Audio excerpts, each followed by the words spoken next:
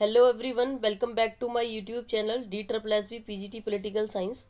My name is Nikita Mittal and currently I am working as TGT Social Science in Delhi Government School.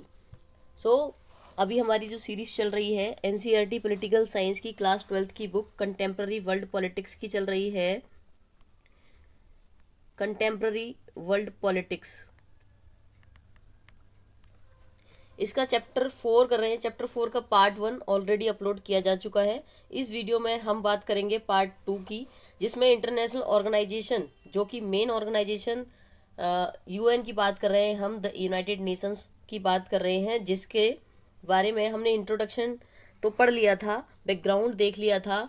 अब इस video में हम बात करेंगे principal organs की, किस तरीके से यूनाइटेड नेशंस काम करता है। चलिए शुरू करते हैं।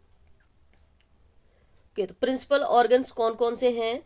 General assembly, security council, trusteeship council, secretariat, international court of justice and economic and social council.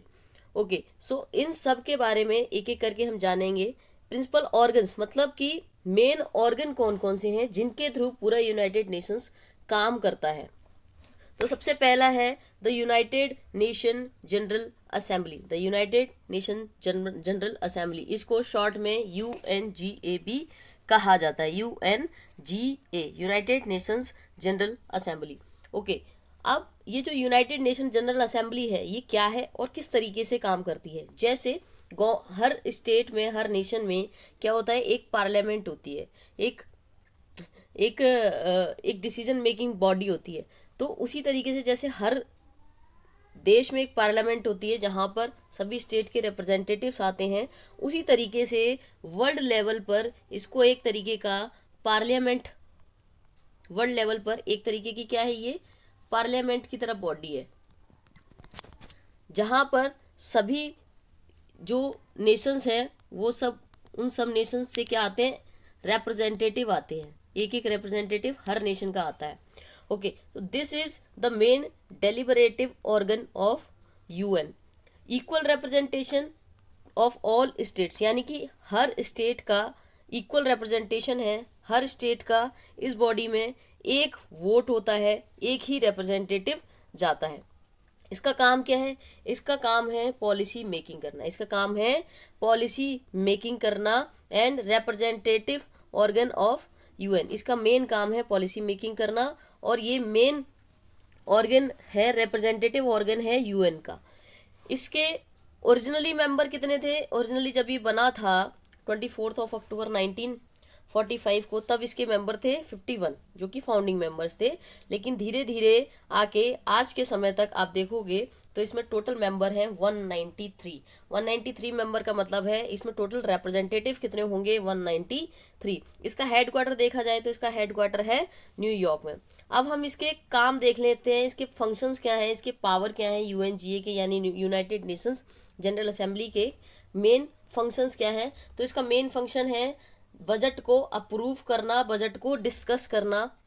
दूसरा, elect the non permanent members of the UNSC and members of the other UN council and organs. तो जो UNSC के non permanent member हैं उनको elect करने का काम, और साथ ही जो अदर यूनाइटेड नेशंस की और भी काउंसिल्स हैं, और भी ऑर्गन्स हैं, उनके भी मेंबर्स का को इलेक्ट करने का काम किसका है? यूएनजीए यानी यूनाइटेड नेशंस जनरल असेंबली का। Discuss any question related to international peace and security, यहाँ पर जो भी इंटरनेशनल पीस और सिक्योरिटी से क्वेश्चंस जो होते हैं वो सब डिस्कस किए जाते हैं। कहाँ पर? यूनाइटेड नेशन जनरल असेंबली में। और साथ ही एंट्री और एग्जिट ऑफ मेंबर्स, यानी कि जो भी नेशन स्टेट चाहता है जिसको बाहर होना है, और साथ में जिसको इसकी मेंबरशिप लेनी है, वो सब डिस्कस किया जाता है। यूनाइटेड नेशन की मेंबरशिप जिस भी कंट्री को लेनी होती है वो सब डिस्कस किया जाता है। कहाँ पर? यूएनजीए में। Consider reports from UNSC and other UN organ, और जो भी रिपोर्ट्स बनती हैं वो सब यहाँ पर कंसिडरेट किए जाती हैं और साथ में उन पर डिस्कशन होता है। जो भी यूएनएससी या अदर जो यूएन के ऑर्गन्स हैं उन सब की जो भी रिपोर्ट आती है वो सब यहाँ डिस्कस किए जाते हैं। इनकी मीटिंग्स कब कब होती हैं? इनकी मीटिंग होती है, इनके रेगुलर सेशंस होते हैं सितंबर टू दिसंबर में। एंड प्रेजेंट जो अभी प्रेजेंट रिप्रेजेंटेटिव हैं इंडिया के वो हैं पर्वतनेनी हरीश, जो अभी फिलहाल प्रेजेंट में इंडिया के रिप्रेजेंटेटिव हैं टू द यूएन। ओके, सो ये थी बात किसकी, यूएनजीए की। अच्छा, एक और इम्पॉर्टेंट चीज़ जो याद रखनी है, जो भी यूएनजीए में डिसीजन लिए जाते हैं, जो भी यूएनजीए में डिसीजन लिए जाते हैं वो नॉन बाइंडिंग होते हैं, यानी कि जिस कंट्री को मानने हैं वो माने, जिसको नहीं मानने वो नहीं माने। तो इसमें जो डिसीजन लिए जाते हैं वो सब कैसे होते हैं, non binding. Types of majority to reach discussion, यहाँ पर कोई भी डिस्कशन होता है या कोई इंपॉर्टेंट इशू होता है उस पर किस तरीके से डिसीजन लिया जाता है। जैसे हमारे यहाँ पर अगर कोई कानून बनता है पार्लियामेंट में, तो कौन से कानूनों के लिए स्पेशल मेजॉरिटी की ज़रूरत होती है और कौन से कानूनों के लिए सिंपल मेजॉरिटी की ज़रूरत होती है। उसी तरीके से वर्ल्ड लेवल पर अगर हम यूएनजीए यानी कि यूनाइटेड नेशन जनरल असेंबली को देखें तो वहाँ पर इंपॉर्टेंट इश्यूज़ में किस तरीके के डिसीजन लिए जाते हैं। तो जो इंपॉर्टेंट इशू मेन इश्यूज़ होते हैं, कौन कौन से मेन इश्यूज़, जैसे रिकमेंडेशन देना है पीस और सिक्योरिटी पर, इलेक्शन होना है सिक्योरिटी काउंसिल में और इकोशॉक के मेंबर के लिए इलेक्शन होना है, साथ में जो बजटरी क्वेश्चन है, यानी कि ये कौन से इश्यूज हैं, इंपॉर्टेंट इश्यूज हैं। तो यहाँ पर मेजॉरिटी कितनी चाहिए होगी, 2/3 ऑफ मेजॉरिटी कम से कम चाहिए होगी, यानी कि 129 आउट ऑफ 93 मेंबर्स की मेजॉरिटी यहाँ पर चाहिए होगी, क्योंकि ये इंपॉर्टेंट इश्यूज है। कुछ जो सिंपल क्वेश्चंस होते हैं उस पर सिंपल मेजॉरिटी से काम चल जाता है, यानी कि यहाँ पर भी दो तरीके की मेजॉरिटी काम करती हैं, स्पेशल मेजॉरिटी और सिंपल मेजॉरिटी। साथ में ये हमने बता दिया है यूएनजीए के डिसीजन जो है बाइंडिंग नहीं होते। अब हम बात करेंगे, यूएनजीए की बात कर ली, बात करेंगे यूएनएससी की। ये सबसे इंपॉर्टेंट बॉडी है किसकी, यूएन की, the United Nations security council, the United Nations security council. इसमें टोटल मेंबर्स की हम बात करेंगे, टोटल मेंबर्स होते हैं 15। ये मेन बॉडी है जो कि परमानेंट मेंबर हैं कितने, 5 परमानेंट मेंबर, यानी कि इनकी हमेशा मेंबरशिप रहेगी, इनकी मेंबरशिप नहीं जाएगी। तो परमानेंट मेंबर में कौन कौन से हैं, USA, UK, USSR, USA, UK, USSR, ये 3 मेन पावर। और उसके बाद फ्रांस, चाइना, फ्रांस और China, USA, UK, USSR, France और चाइना। 1991 से पहले ये यूएसएसआर था, बाद में रशिया ने इसको रिप्रेजेंट किया। तो अभी प्रेजेंट में USA, UK, Russia, France and China, इसके 5 परमानेंट मेंबर हैं। और ये क्वेश्चन बहुत बार पूछा जाता है, परमानेंट मेंबर कौन कौन से हैं। So total non permanent member को अगर देखें तो टोटल होते हैं ये 10।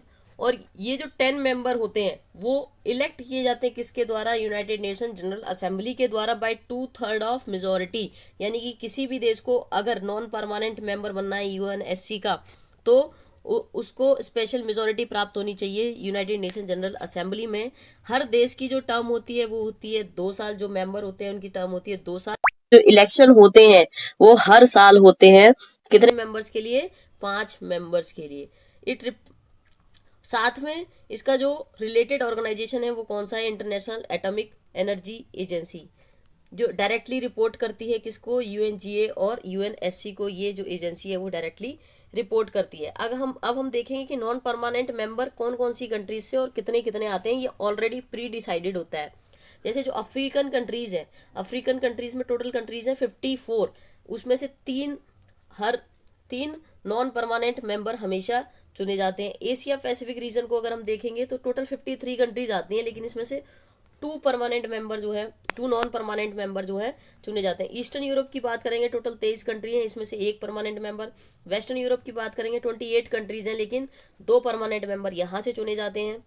लैटिन अमेरिका एंड कैरिबियन की अगर हम बात करेंगे तो टोटल 33 कंट्रीज काउंट होती हैं, इसमें से 2 कंट्रीज जो है वो यूएनएससी के नॉन परमानेंट मेंबर में चुनी जाती हैं। India has so far been a non permanent member of UNSC 8 times. तो इंडिया अब तक 8 बार नॉन परमानेंट मेंबर यूएनएससी का बन चुका है। यूएनएससी का मेन पर्पस क्या है, to set up peace and security. Main purpose है इसका पीस और सिक्योरिटी को सेटअप करना, साथ में मिलिट्री एक्शन लेना इसका मेन काम है। यानी कि किसी देश में अगर कोई छोटा देश है और कोई बड़ा देश है जो है युद्ध चल रहा है, तो वहाँ पर या फिर सिविल वॉर की सिचुएशन है, तो वहाँ पर पीस कीपिंग फोर्स भेजने का काम किसका है, पीस कीपिंग जो फोर्स भेजी जाती है किसके द्वारा भेजी जाती है, यूएनएससी के द्वारा भेजी जाती है ताकि वहाँ पर पीस इस्टेब्लिश किया जा सके। यानी कि जो यूनाइटेड नेशंस है उसकी भी अपनी क्या है, आर्मी बना रखी है उन्होंने,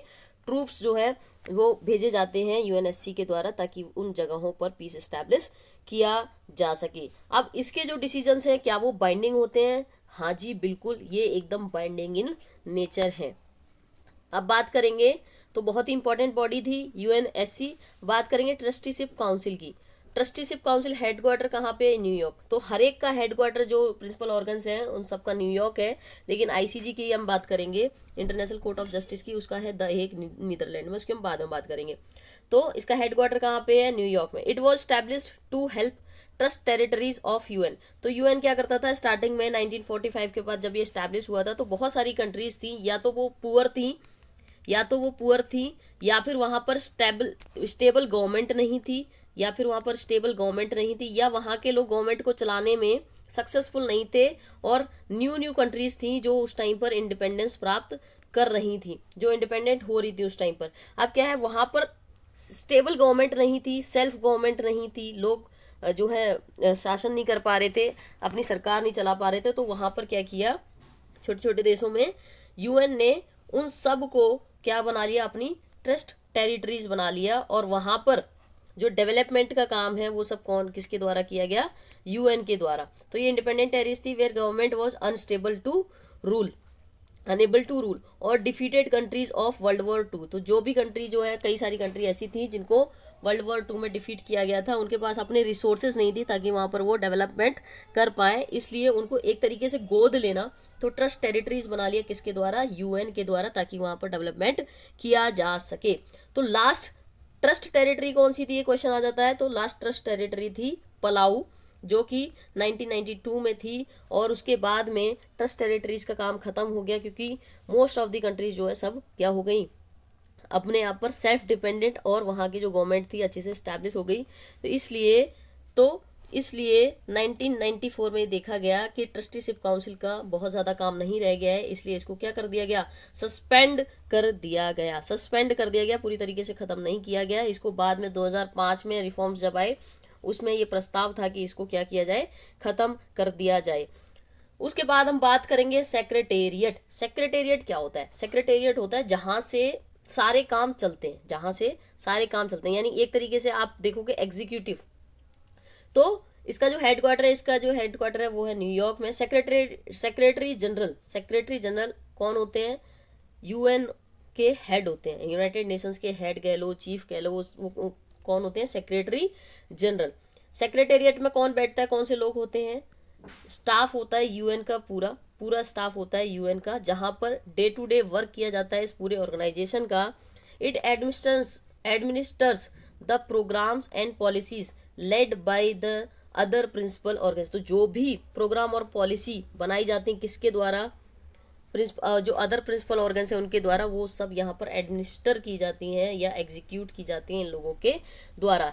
एडमिनिस्ट्रिंग पीस कीपिंग ऑपरेशन, तो सारे पीस कीपिंग ऑपरेशंस जो है इनके द्वारा मॉनिटर किए जाते हैं, इनके द्वारा चलाए जाते हैं। मीडिएटिंग इंटरनेशनल डिस्प्यूट, जो भी इंटरनेशनल डिस्प्यूट होते हैं वो सब मीडिएट करने का काम किसका है? सेक्रेटेरिएट का, मतलब हेड जो यूएन जनरल सेक्रेटरी हैं उनका। Surveying economic and social trends and problem, तो जो भी सर्वे करने का काम है वो भी किसका है?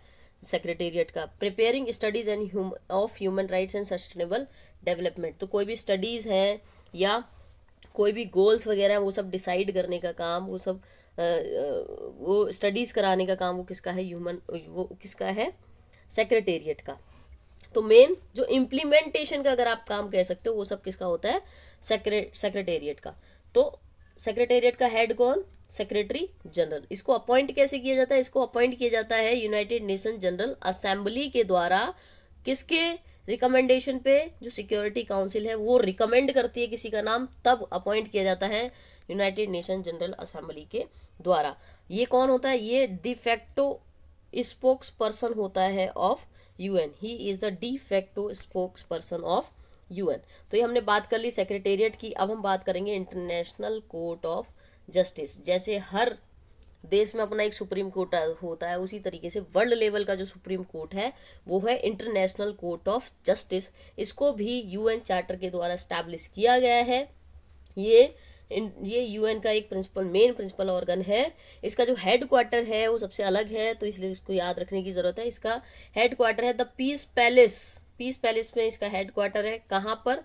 हैग में। हैग कहाँ पे है? नीदरलैंड में। तो जो इसका हेड क्वार्टर है, ये जो मेन 6 प्रिंसिपल ऑर्गन है, उन सब का जो हेड क्वार्टर है वो सब कहाँ पे? न्यूयॉर्क, उन 5 का। और बाकी एक जो बचा आईसीजे, इसका हेड क्वार्टर है द हेग में। तो इसलिए इसका मोस्टली पूछ लिया जाता है। आईसीजे वो established by the UN charter in 19 June 1945 और इसने काम करना स्टार्ट किया अप्रैल 1946 में। इसका स्ट्रक्चर देखेंगे, टोटल जज कितने होते हैं इसमें? 15, और हर जज का जो टेन्योर होता है वो होता है 9 ईयर्स का। जजेस are elected by UNGA and UNSC by absolute majority. तो जो जज होते हैं यूएनजीए, जनरल असेंबली और सिक्योरिटी काउंसिल, इन दोनों के द्वारा चुना जाता है। एब्सोल्यूट मेजोरिटी के द्वारा ये जजेस चुने जाते हैं। इलेक्शन कैसे होता है? 1/3 मेंबर जो होते हैं, 1/3 मेंबर्स का इलेक्शन होता है हर 3 साल में। हर 3 साल में 1/3 मेंबर्स जो है वो नए आ जाते हैं। इसकी ऑफिशियल लैंग्वेज क्या क्या है? English and French. और इनका मेन काम क्या है? To settle disputes in accordance with the international law, और एडवाइजरी जारी करना, advisory opinion on legal questions. कोई भी लीगल क्वेश्चंस होते हैं किसी भी देश के, उन सब पर एडवाइजरी जारी करने का काम किसका है? आईसीजे का। और जो डिस्प्यूट्स होते हैं कंट्रीज के बीच में, उसको इंटरनेशनल लॉ के अकॉर्डिंग सेटल करना, ये सब काम किसका है? इंटरनेशनल कोर्ट ऑफ जस्टिस का। अब हम बात करेंगे इकोनॉमिक एंड सोशल काउंसिल। ये छठा प्रिंसिपल ऑर्गन है। इसको शॉर्ट में कहा जाता है इकोसॉक काउंसिल। इकोसॉक काउंसिल, इसका हेडक्वार्टर न्यूयॉर्क। टोटल मेंबर अगर देखेंगे तो इसके 54 मेंबर हैं, और जो इसके मेंबर इलेक्ट किए जाते हैं वो भी जीए के द्वारा, यानी जनरल असेंबली के द्वारा 3 साल के लिए चुने जाते हैं। It is responsible for coordinating the economic, social and related work of the UN, specialised agencies, functional commissions and 5 regional commissions. तो यूएन की अपनी बहुत सारी एजेंसी हैं, स्पेशलाइज्ड एजेंसी, कई सारे फंक्शनल कमीशंस हैं और बहुत सारे रीजनल कमीशंस भी बना रखे हैं। तो उन सब में कोऑर्डिनेट करने का काम वहाँ पे जो इकोनॉमिक डेवलपमेंट है, सोशल डेवलपमेंट है और जितना भी रिलेटेड वर्क है वो सबको कोऑर्डिनेट करने का काम, उस सबके साथ कोऑर्डिनेट करने का काम किसका है? इकोसोक यानी इकोनॉमिक एंड सोशल काउंसिल का। और इसके पास फंड कहाँ से आता है? ये रिसीव करता है फंड 11 के यूएन फंड प्रोग्राम से, वहाँ से इनका फंड आता है। और साथ में ये promote higher standards of living, full employment and economic and social progress. इसका नाम ही इकोनॉमिक एंड सोशल काउंसिल है, यानी कि मेन इसका जो फोकस है वो किसका होगा? किस चीज़ पे होगा? इकोनॉमिक डेवलपमेंट और सोशल डेवलपमेंट पे इसका फोकस होगा। जो इसका रिलेटेड ऑर्गेनाइजेशन है वो वर्ल्ड ट्रेड ऑर्गेनाइजेशन। ये जो आप देख रहे हैं ये लोगो, ये किसका है? यूनाइटेड नेशंस का लोगो है। ये इसमें पूरे में वर्ल्ड मैप छपा हुआ है, साथ में ऑलिव ब्रांचेज हैं। इससे ये ऑलिव ब्रांचेज क्या सिग्निफाई करती हैं? ये सिग्निफाई करती हैं पीस, जो इसका मेन मोटिव है, पीस एंड सिक्योरिटी स्टैब्लिश करना। ये जो फोटो लगाई हुई है ये पूरा एनसीईआरटी में दिए हुए हैं, द यूनाइटेड नेशन सिस्टम। इसमें मेन प्रिंसिपल ऑर्गन्स, साथ में उनके साथ काम करने वाली जो बॉडीज़ हैं वो। तो पहले देख लेते हैं सिक्योरिटी काउंसिल। सिक्योरिटी काउंसिल में 15 मेंबर, ये सारी चीज़ें बता दी हैं। 5 मेंबर होते हैं जिनके पास क्या होता है? Veto right. ये परमानेंट मेंबर हैं और इनके पास वीटो राइट है। वीटो राइट यानी कि कोई भी डिसीजन अगर लिया जाता है, और इसमें से जो 5 परमानेंट मेंबर है, UK, USA, Russia, France and चीन, इनमें से उन डिसीजन में किसी एक ने भी मना कर दिया, वीटो राइट को यूज़ कर लिया, तो वो डिसीजन क्या हो जाता है? नल एंड वॉइड हो जाता है। यानी कि उसका डिसीजन माना जाएगा। एक कंट्री ने अगर मना कर दिया तो वो डिसीजन मना ही हो जाएगा।